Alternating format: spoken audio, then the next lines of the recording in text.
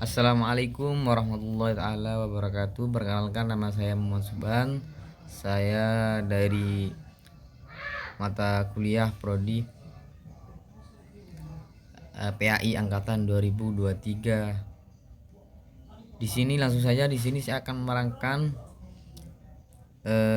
tentang buku karya Dr. Taufik Abdullah Syukur, yaitu buku pengantar studi Islam, untuk memenuhi tugas daripada dosen Bapak Amang Fatur Rahman. Langsung saja untuk bab 1, pengertian tentang Islam. Dalam keterangan buku ini terdapat dua bagian pengertian Islam.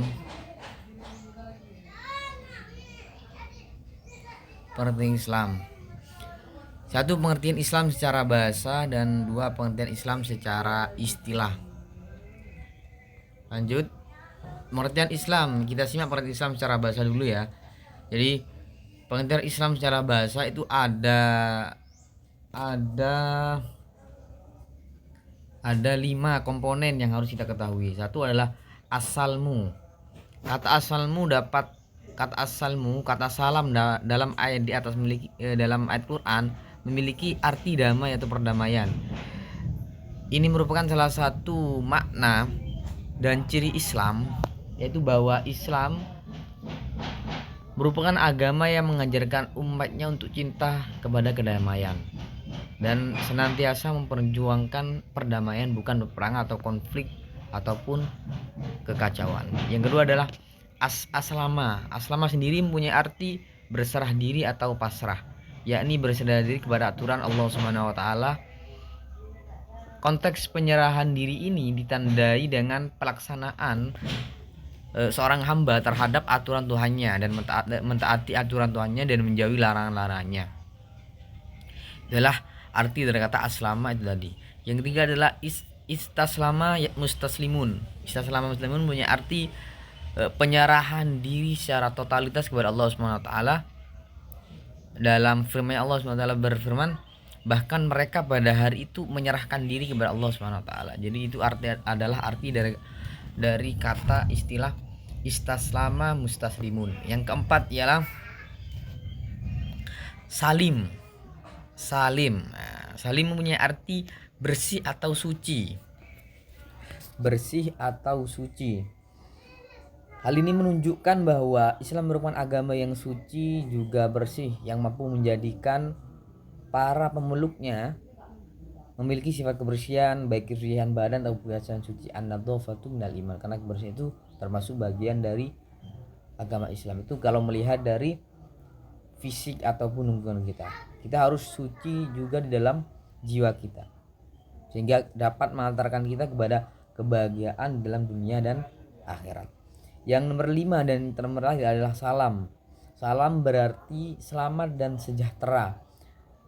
Maknanya adalah bahwa Islam merupakan agama yang senantiasa membawa umat manusia pada keselamatan dan kesejahteraan. Jadi tidak ada agama Islam fobia di dalam agama Islam sendiri menjadikan pemeluknya ketakutan, tidak membawa keselamatan dan kesejahteraan bagi hidupnya, tidak ada sama sekali. Jadi arti kata Islam terhimpun pada 5 kata di atas. Jadi ada asalmu, aslama, istaslam, istaslimun, salim, salam, dan semuanya 5 itu punya arti tersendiri. Itu kalau kita melihat dari Islam secara bahasa. Oke, lanjut kepada pengertian Islam secara istilah dulu ya. Jadi menurut istilah, Islam adalah ketundukan seorang hamba kepada wahyu ilahi yang diturunkan kepada para nabi dan rasul, khususnya Nabi Muhammad SAW. Guna apa tujuan dari ketundukan tersebut? Untuk dijadikan sebagai pedoman hidup, juga sebagai aturan Allah yang dapat membimbing umat manusia ke jalan yang lurus. Berikut ada 5 penjelasan yang bersumber dari Al-Quran. Jadi pengertian Islam secara istilah tuh diterangkan juga di dalam Al-Quran berikut sesuai dengan Al-Quran dan As-Sunnah.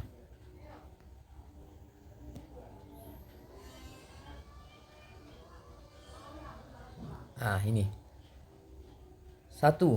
Islam sebagai wahyu ilahi. Wahyu ialah perintah atau kata-kata Allah yang disampaikan kepada Rasulullah SAW. Nabi Muhammad tentunya sebagai salah satu seorang Rasul Allah yang menerima wahyu daripada malaikat Jibril.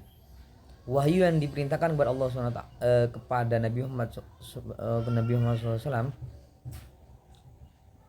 dengan perantara malaikat Jibril. Jadi Al-Quran kalau secara istilah adalah sebagai wahyu ilahi yang diberikan kepada Nabi Muhammad melalui malaikat Jibril, seperti yang diterangkan oleh seperti yang diterangkan dalam Al-Quran, wa ma yantiqu anil hawa in huwa illa wahyu yuha allamahu syadidul quwa, dan tiadalah yang diucapkannya itu Al-Quran menurut kemauan hawa nafsunya. Ucapannya itu tiada lain hanyalah wahyu yang diwahyukan kepadanya. Jadi Al-Quran itu bukan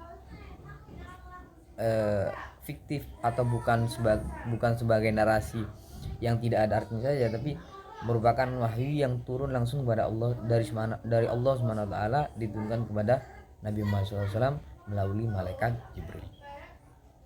Lanjut, yang nomor 2 adalah diturunkan kepada Nabi Muhammad. Islam adalah jalan hidup atau way of life.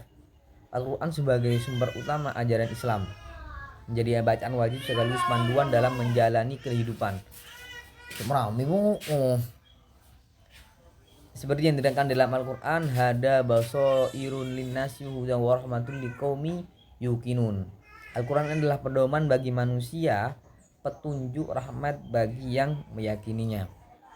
Jadi Al-Quran adalah kitab suci yang diturunkan kepada Nabi Muhammad SAW. Lanjut, nomor 3 adalah di dalamnya secara istilah berupa hukum-hukum Allah dan hukum-hukum Allah. Seperti yang Allah firmankan dalam Al-Quran, wa nihkum bainahum bima anzalallahu wa la tattabi ahwa'ahum wahdharhum ay yaktinuka an ba'di ma anzalallahu ilaik fa in tawallaw fa'lam annama yuridullahu ayyusibahum bi ba'di dzunubihim wa inna katsiran minan nasi lafasiqun afaqul jahiliyati yabghun wa man ahsanu minallahi hukman liqaumin yuqinun. Dan adalah kamu memutuskan perkara di antara mereka menurut apa yang diturunkan Allah. Jadi di dalam Al-Quran adalah beberapa hukum sehingga dengannya kita mengetahui mana yang halal dan mana yang haram, dan mana yang baik dan mana yang buruk, supaya mereka tidak memalingkan kamu dari sebahagian apa yang telah diturunkan Allah kepadamu. Jika mereka berpaling dari hukum yang telah diturunkan oleh Allah Subhanahu wa taala, maka ketahuilah bahwa sungguhnya Allah menghendaki akan menimpakan musibah kepada mereka disebabkan sebagian